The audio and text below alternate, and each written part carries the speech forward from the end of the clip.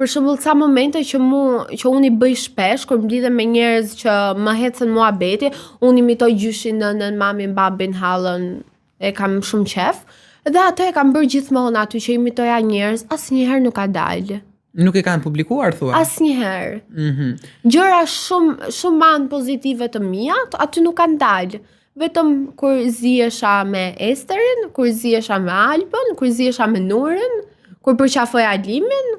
Shiko, po kjo në një farë formë është edhe kështu dhe preferencë domethënë e njerëzve, sepse krahasimisht këto të dyta do shkojnë shumë herë më virale se sa këto tjera. Normalisht produksioni ka nxjerr çfarë intereson produksionit edhe çfarë intereson publikut, çfarë intereson atyre të shohë publiku, jo çfarë bëjmë ne në të vërtetë.